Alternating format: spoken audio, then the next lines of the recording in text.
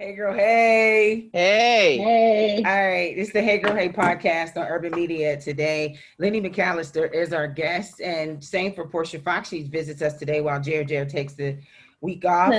Lenny McCallister is a political commentator and a Republican strategist. Is that correct? Is that title correct for you? Did you add more? Because that was the last time I looked. No, let's just keep it there. I do a little bit of everything. I host an online show called Red and Black, which takes all four of the African American writers for redstate.com.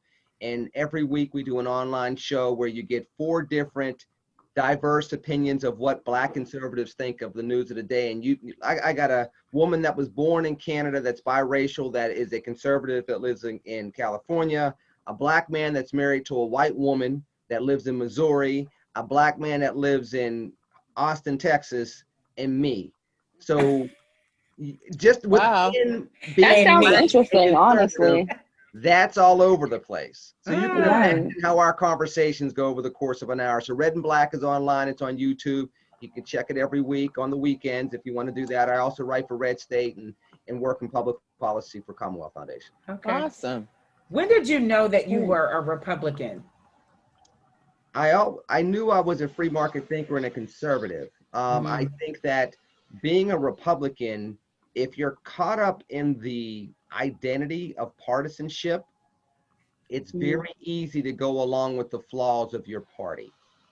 You know, people critique the Republican Party for condoning some of the stuff that Donald Trump has done, or people have said that about Democrats over the years as well. I mean, a lot of times African Americans complain that, perfect example here in Pittsburgh, the Democratic Party endorsed every single incumbent in 2020 except the one rock star they had that went to Harrisburg in Summer Lee.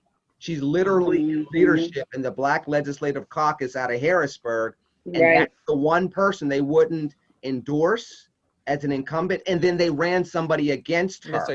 Yep. So, I mean, you could say that about both sides. Do you go along with your party and kind of condone that type of stuff?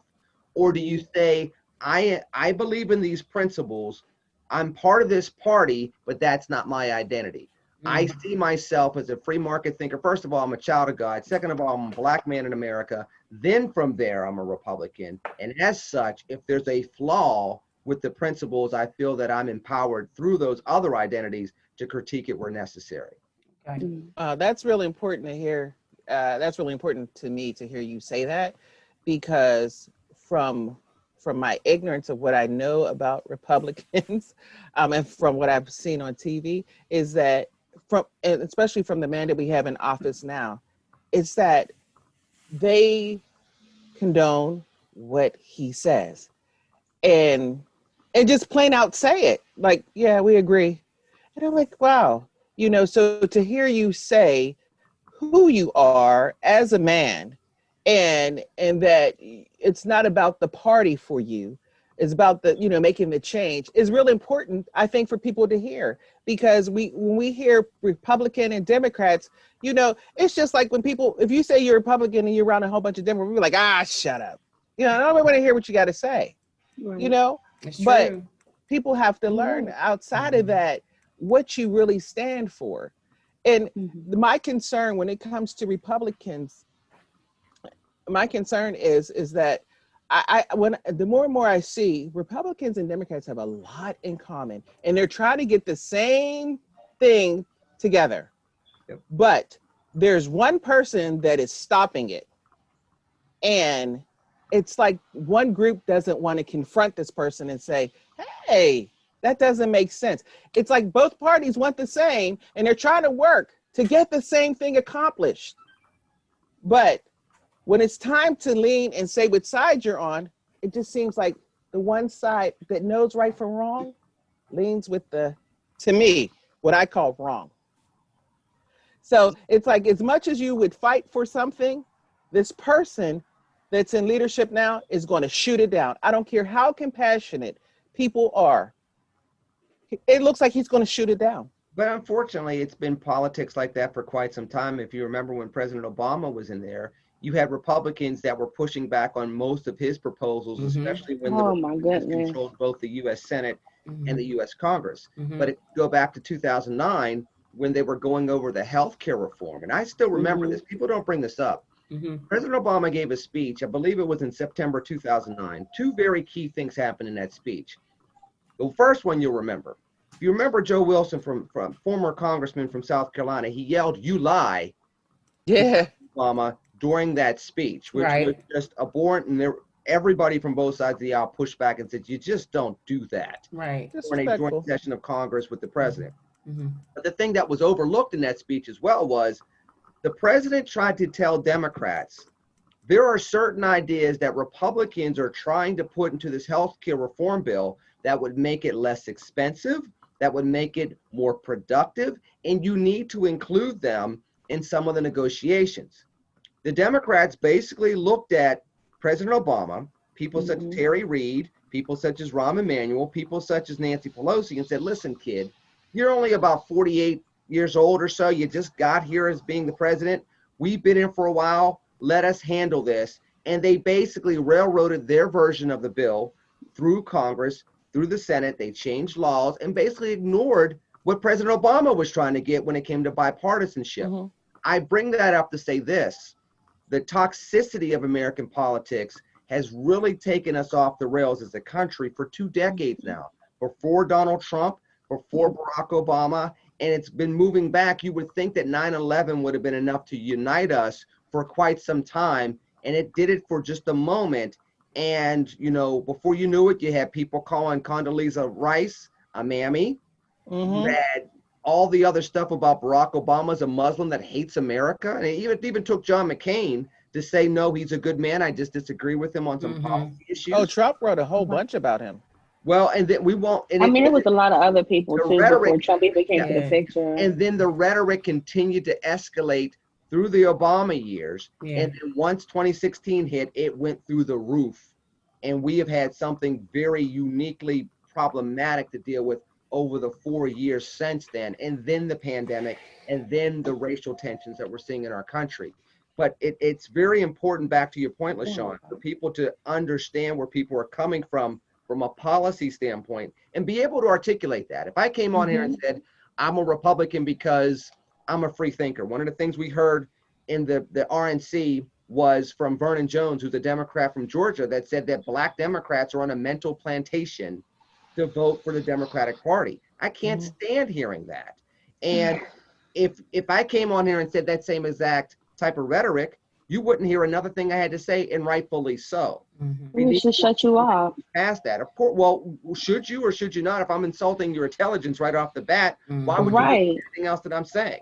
We have to get more of us past that point of time, and unfortunately, we don't have enough leaders in office or in the mainstream media or social media that's actually purporting unity versus division, and let's try to beat the other person into submission.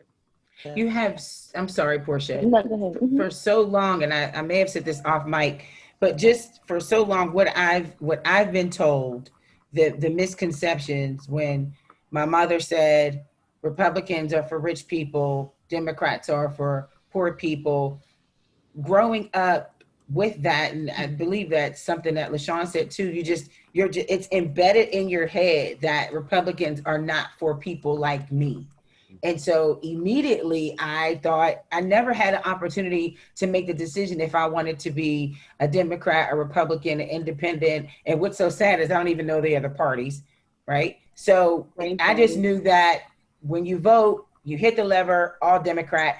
And I didn't realize until later that you really have to look and see whose agenda you agree with and disagree with, and that determines who you vote for. It didn't happen until I became a taxpayer. It didn't happen until I became a mother and a homeowner, and now a business owner. And now I'm trying to plan my retirement or go back to school and get my master's degree. A lot of those things, there are people in office that are in charge of those actual goals that I'm trying to reach. They have the power to say, yes, you can do it. No, you can't do it. You got to work harder to get it. You got to get more money. You're not eligible for that. You're not. Hopefully I got that right. Or I don't know if I do. So for us to have you here to dispel those rumors and those misconceptions, because there was a time that I was like, well, am I a Democrat?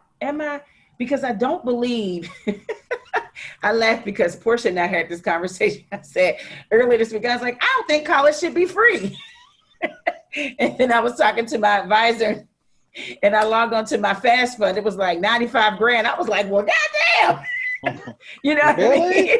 Can I get a little? You don't want to be free? Wait a second. Wait a minute. I take that That's back. free. I take that back. I take You that don't back. want the first 2 years at least? I take that back. But a lot of things I don't agree with. I don't agree. I do believe that you should have to, you should work hard. You shouldn't get just stuff just handed to you. You should work hard because that's how I was raised. But who's the part? What's the party that's saying we're getting stuff handed to us? And that there was a person, and Lenny, tell me if I'm correct. I did watch some of the RNC yesterday. And there was a gentleman who talked about a woman that rented from him or something. And she had made a comment about being a part or being in the system. And he was saying, like, I don't understand how you would just live a life.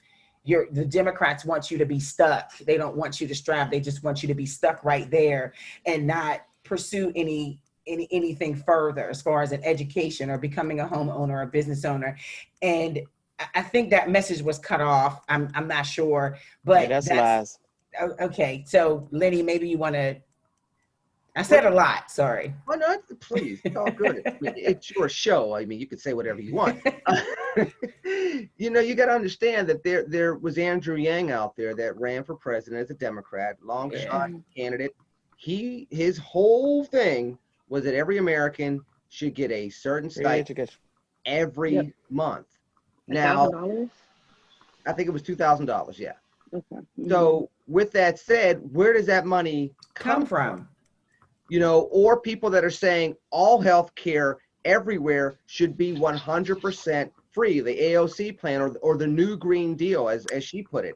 Do you know how much that went into trillions and trillions of dollars? You can't tax businesses that much without them either folding up or leaving America. I mean, there's a reason why jobs that our folks in our communities used to do that were good working class jobs where you can buy a house and give that house to your kids moving forward and get them through school while you worked a steel mill job or a manufacturing job, they left 30 years ago because of taxation and business competition throughout the globe. So when you start looking at those things where people are trying to expand what government will give you, whether it's free college for the first 2 years or the first 4 years, or free health care from womb to tomb, when you start talking about those type of things and the dollar signs attached to it, that's where you get the pushback. Now, of course, everything is not just in one extreme or another. That's where you're supposed to have good politicians, good leaders that can negotiate these issues and figure out what's the sweet spot where people that need that little bit of a boost to get them to prosperity can do it and then be self-sufficient for the next 50, 60, 70 years of their lives versus just going, cut them off, and if they struggle, or it's always going to be there, you don't have to try that hard. That's where good government and good leadership connected with the community, as well as understanding the policies and the laws, that's where that bridge is supposed to be. But is it necessarily that we help one group of people to be where another group is, or do we level the playing field for everybody so that everyone has an equal opportunity to reach it? It comes down to the dollar, right? But when we talk about healthcare, there's other countries that they have universal healthcare and they're surviving on universal healthcare. But their healthcare isn't substantial. Sorry to cut you off, but their healthcare isn't what you would. They come down to Pittsburgh to go to UPMC. No, they don't. No, they don't. For major surgeries and brain surgeries, they're coming here for that stuff. Yeah. I mean, there was a reason why Children's Hospital of Pittsburgh was one of the leading children's hospitals in the nation over the last 60 years because of the innovation that we have here in America when it comes to healthcare reform and healthcare services. But at the same exact time, LaShawn, you have to also look at some other things as well. When you're talking about a country that has 1/10 the size, Bernie Sanders used to love to talk about universal healthcare in Canada. I love it.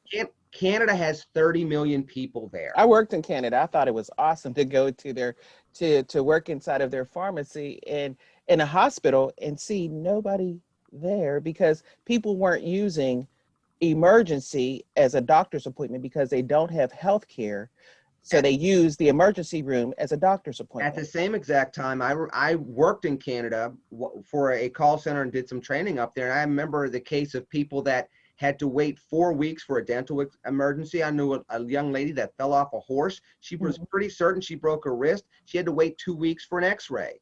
I mean, when you have those type of rationed out healthcare situations, they're non, emergency per se, but there's an urgent need sitting there. Couple that with the fact that Canada doesn't have to worry about spending as much money on its military. Why? Because the United States is sitting down south. Doesn't have to worry about having the same level of an economy. Why? Because right south of the border is this huge country of 325 plus million people where Canadians can go get jobs or at the very least have a good trade partner. We're the ones that have the trade deficits. Why? Because we're one of the biggest countries in the world. Therefore, even if you went universal health care in the United States, the cost to us is not going to be the same. We're going to have to give something up. We're also the biggest, baddest military in the world. The reason why yes, we still are. We still are.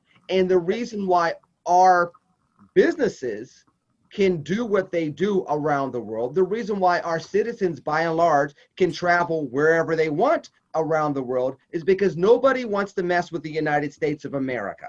When it comes to the military might, we have military bases everywhere. We're the #1 economy in the world. There's a price for that. If you pay for that, you're going to have a hard time paying for universal health care, universal college, etc. That's what often gets missed. When you compare us to Sweden or Norway and say they have universal health care, yeah, you know what? They also would lean on the United States if Germany did what they did in World War I and World War II and started invading Western European countries. They would lean on the United States like they did in World War I and World War II to put down the threat. There's something to be said about the money that goes into that leads to our lifestyle as well. And that's a give and take there that we have to consider. So, but my concern is the give would be to give more to military and take more from the health of people. No, it's if you want one, you can't have both. You can't have both. Oh. Or universal health care. Now, we're not talking about better health care. We have to strive for better health care. There's people that don't have any. I understand that. And there should be considerations for that. There should be laws that expand the safety net for those that need it. And no one's saying, well, there are some that would probably say that you shouldn't. I'm not saying that. There are avenues that we should go down to make sure that those that need the most have that safety net there, because if you don't have your health, you don't have anything. At the same exact time, if you start talking about proposals such as universal health care, and you talk about the price tag for that and what you might have to give up, I mean, we're living in a time where they did fly airplanes into buildings in New York, gotten very close to up Times Square. I mean, we had a threat in Pittsburgh not about 2 years ago. We had a threat in Dallas. We've had terroristic shootings previously. The last thing we want is to let our guard down and lose that as well. We're seeing the expansion of aggression with Russia, and the Trump administration has not necessarily helped with that. We've seen Chinese aggression, which impacts the global economy.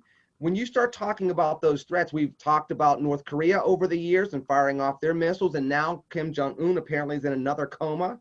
So there's going to be instability there. I thought he was out picking corn the other day. They had him out picking corn. Yeah, but there's also rumors that he's taking over more responsibilities and he's sick again. Yeah, so you have all these different situations that the United States is the primary actor in making sure it doesn't get too destabilized. The United States being involved in the Middle East with Israel versus much of the rest of the Muslim Middle East, we're usually the one that tamps Israel down so that they don't get too aggressive and they don't get proactive and start a possible third world war.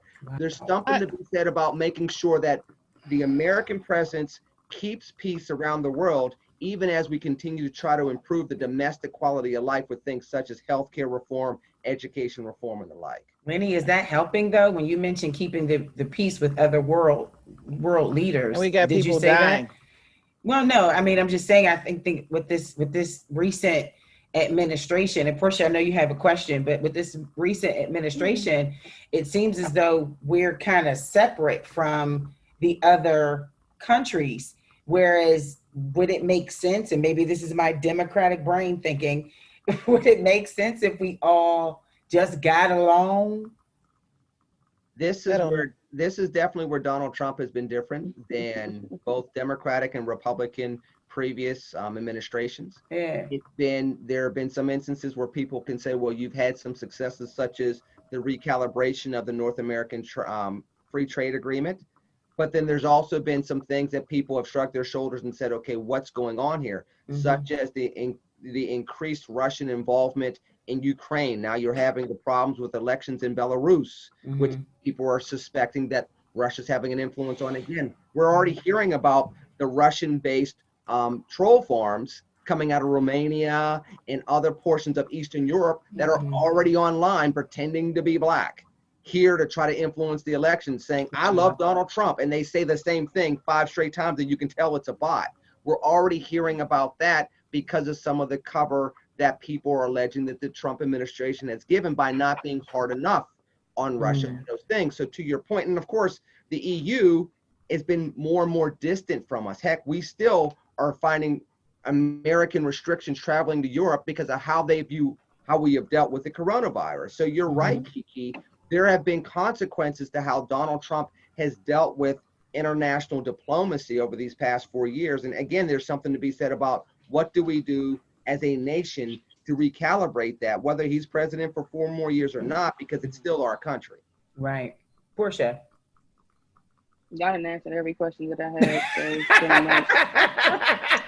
I'm just here for the conversation now. Lenny, I want to just ask, I hope that this does not come off as inappropriate, but do you ever hear some of your Republican, I don't know what you call it, colleagues, say some things you're just like, what? Yeah. I'll take it out. Now, everyday life. I'm not going to say every day, and I'm not going to say everyone, because that would not be true. There are some genuinely wonderful people that get it, that I work with in the party, that I work with at my job, that I work with in media. But has there been times over the course of my political career where I've had to everything from give somebody the side eye to just give somebody the proverbial smackdown? Yeah, absolutely. And I have no problem doing it. Like I said, I'm a child of God first, which means I believe in justice. Second of all, I'm black. So I believe in what we need as a people. Third, I believe in doing what is fair and just. I do believe in American values, and I'm not going to carry Republican water when it's walking against justice and equality. I'm just not going to do that. And there have been instances where, to be honest with you, it's a teaching lesson. Sometimes it's not, they're malicious. Sometimes it's, I am from a rural part of the country. The only black people I saw growing up were on Thursday nights at 8 on NBC. Those were the Huxtables, who, by the way, didn't really exist. Yep. And they lived in this place called New York City that I've only been to once on New Year's Eve. So it takes somebody to say, no, this is how and they may be influential over policy.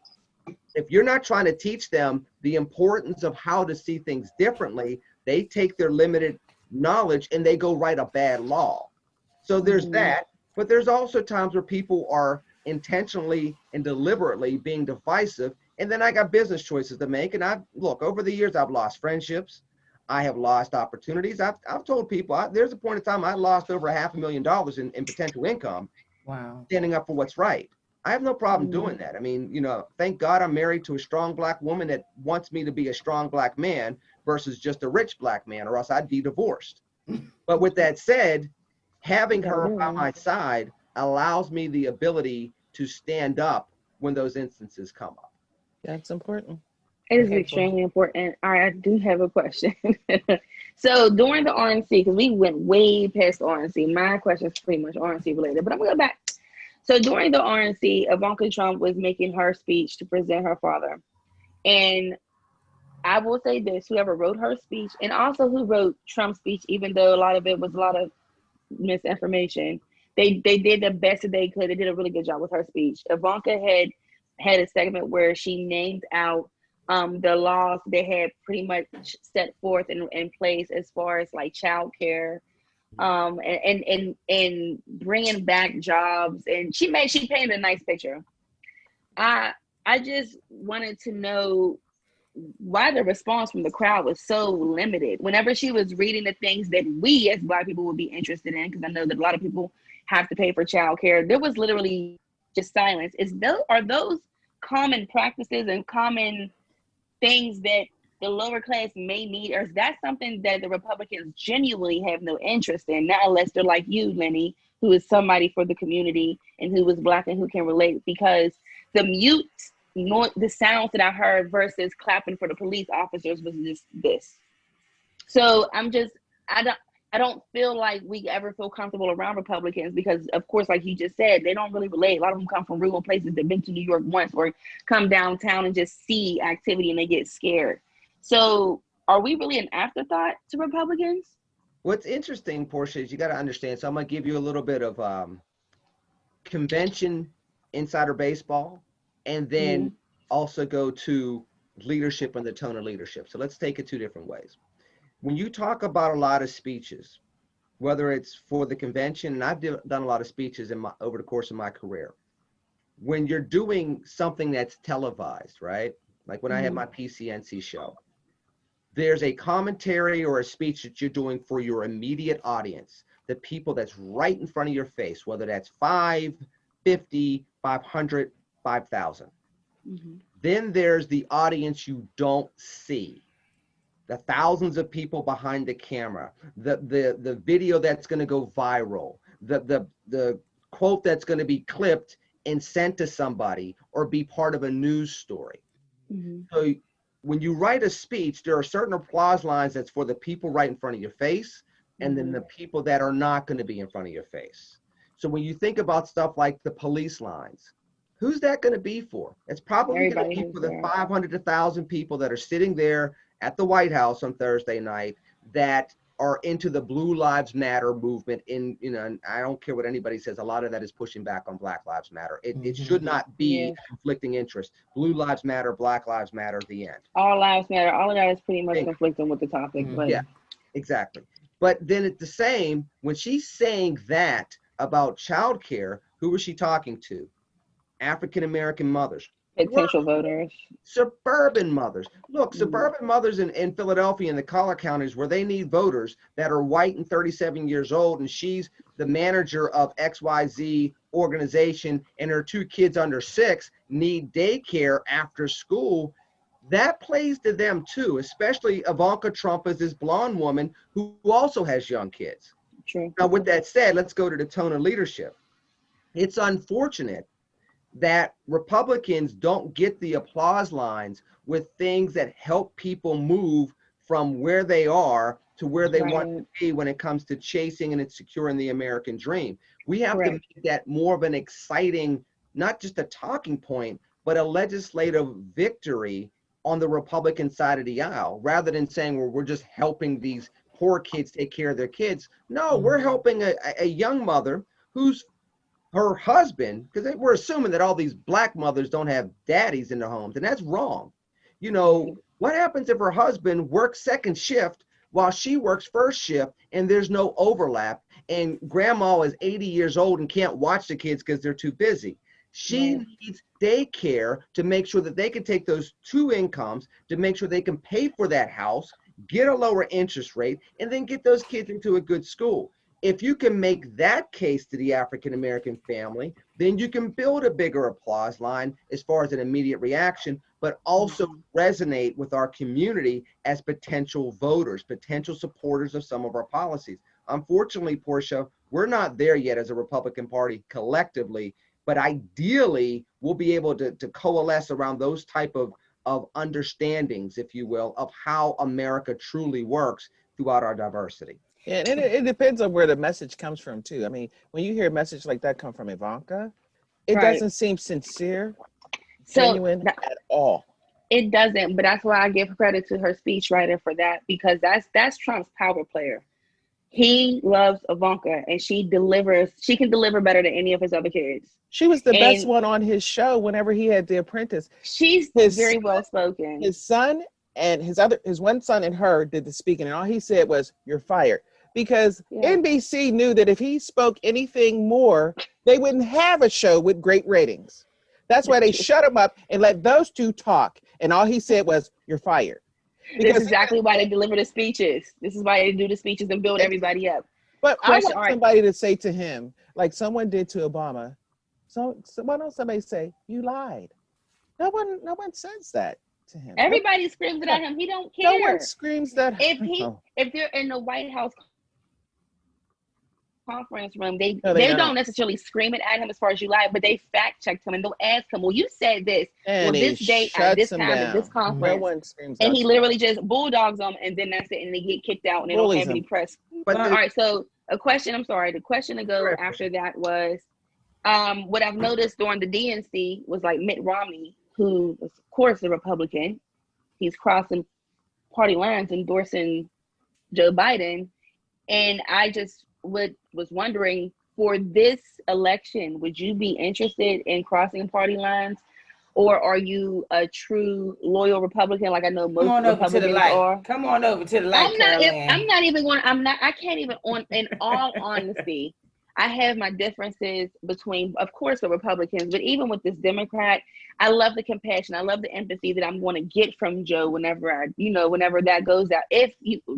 But I love that aspect of it because it feels good to my heart at this moment, because it's just so cold with what we're going through right now. But I'm not hearing enough of plans. I'm not hearing enough of what's going on. All I'm hearing is lies between the two. Trump is saying that Biden is for defunding the police when Joe Biden actually is not against any of that. And that's also very confusing to people who don't pay attention. Question: are you crossing party lines? Are you crossing party lines? That's the question. Well, would you be willing?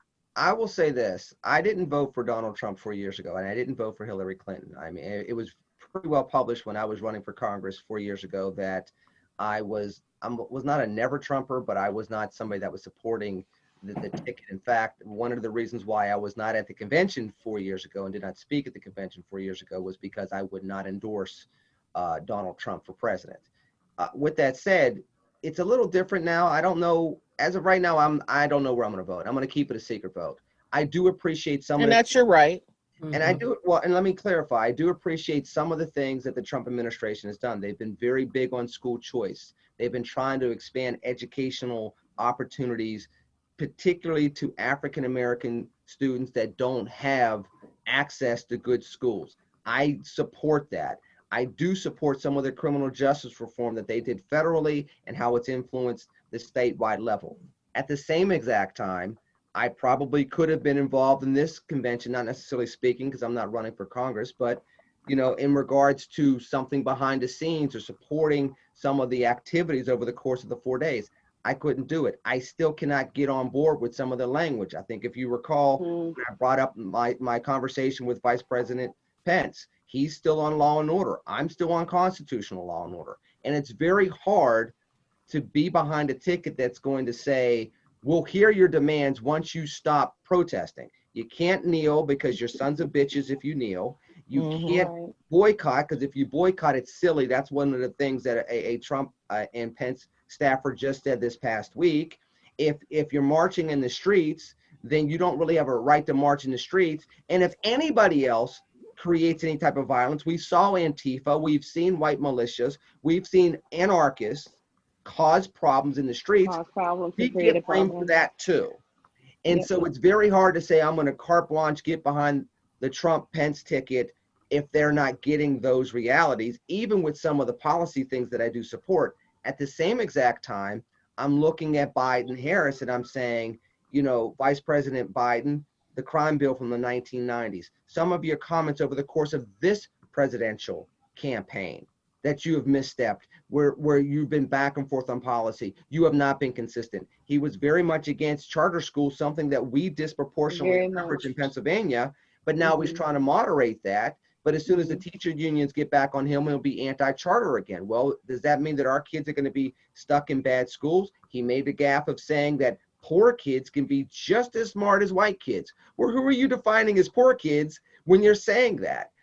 I'm looking at this.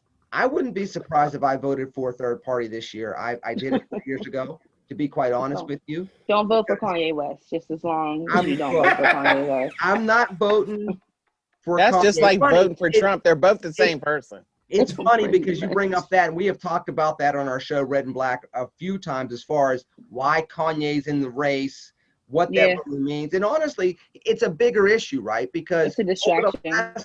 Over the last 20 years, and dare I say it's even been longer than that, you have these celebrity candidates that end up winning big offices. I mean, Arnold Schwarzenegger was a 2-term governor of California. Yeah, right. Jesse the Body Ventura was a governor of Minnesota. Yep. So when you start talking about that and saying, well, why did this get mismanaged? Why did that get mismanaged? Again, let's think about the whole situation in Minneapolis. That police officer had an opportunity to continue throughout his career. Jesse Ventura was a governor at one point in time in that state, and Amy Klobuchar, who ran for president, was a DA that did not take care of some of his past failures to police properly when she was DA in Halberton County, I think that's how you pronounce it, in Minnesota, before she ended up becoming a U.S. Senator. You start thinking about all this. Kanye is almost symbolic of the type of talent we get running for the highest offices in the land versus trying to get talented people that care about all sides of a community and try to bring people together. It's still back to that 50+1. Can I win just enough votes to win the election? And if I can, then why not me? That's not leadership. That's a popularity contest. We're down to the last 3 minutes. So much to discuss. There were so many things I wanted to talk about. Being a mother of a young black man. I'm not gonna say young black boy, a young black man. I'm just afraid for him. My thoughts waking up in the morning may be different from a white woman's thoughts when she's waking up. My prayers may be different. I have the same concern. If she's a mother, then we both have concerns over our children. Our biggest concern is making sure our children and our families are safe, and that we can feel protected, and we can be healthy, and we can proceed, we can move on with our education and not feel the crunch of someone's ego or someone's it's just, I just wanted to can we just stop? You know what I mean? Like this whole, it's just a lot. It's so much that you can't even think of a word to describe it. Huh? I said, it's not going to stop. I think the prayers the same prayers that you have, Black mothers and white mothers have the same prayers. Yeah. It's just a different outcome for their kid. Yeah. The outcome becomes different. We pray that our kids be safe, but our Black kids do not come home safe. So because of this, and it's going to take a while to change. It's definitely going to take a while. I'm glad you said something, and we did not touch on this, but we're out of time. But it starts within our communities too. We can't look at our governor or our political officials or our heads of state or heads of government to lay it out for us. We gotta start within. We gotta build within as well. We have to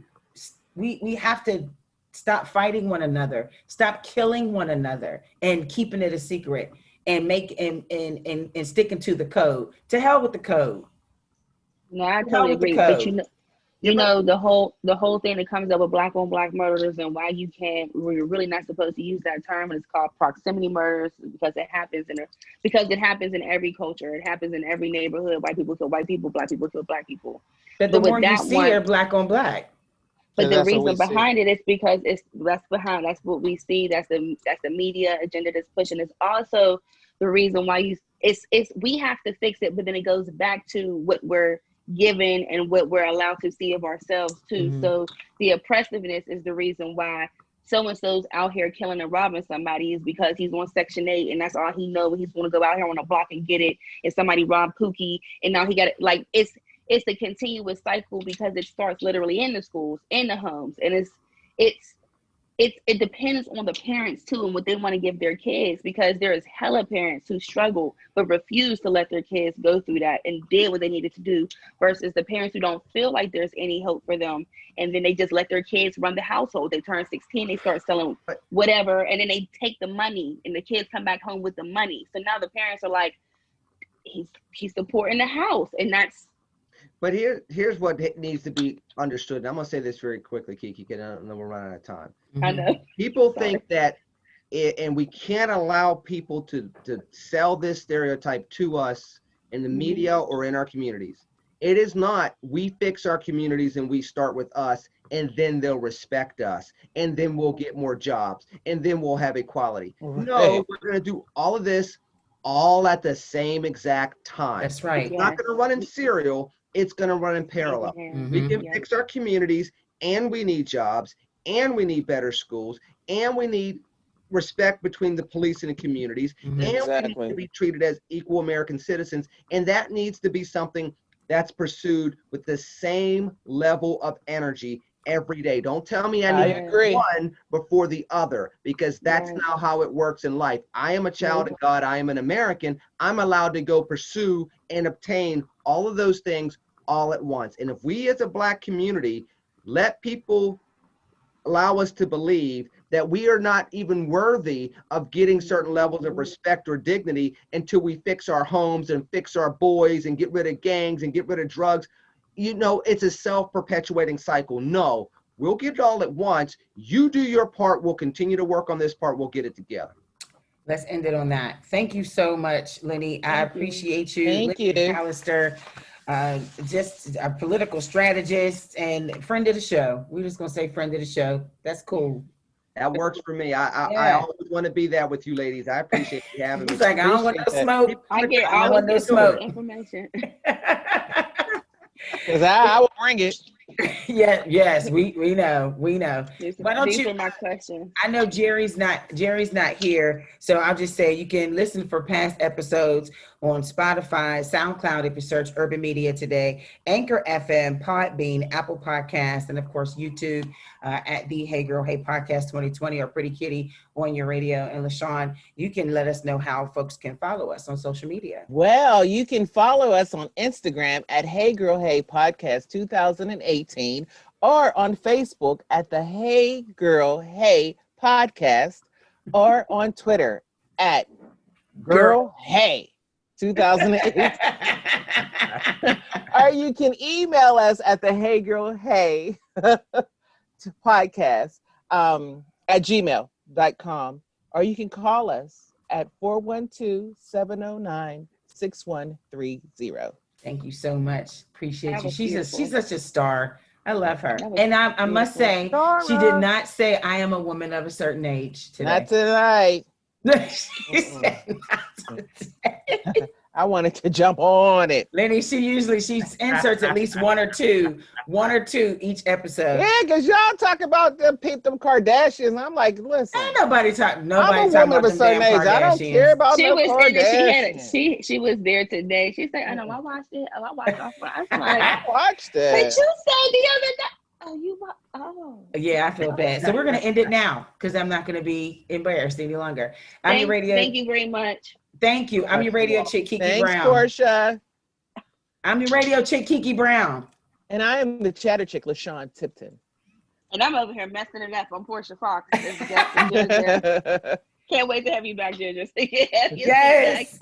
Shouts to Jared, and we have our good friend, political Jared. commentator, Republican strategist, Lenny McCallister. Thank you so much. What's your show again? Plug your show one more time. Red and Black. Go to youtube.com. You can follow me on Twitter, Lenny McCallister. You can also follow Red and Black Show on Twitter, on Instagram, and on Facebook. Red and Black once a week on the weekends for Red State contributors, all African Americans. You can also find my articles on redstate.com talking about the issues that impact all Americans, including us as African Americans. I appreciate you all. Keep up the good work. Be safe. Love you all out there. Republicans, am I right? Oh, wow.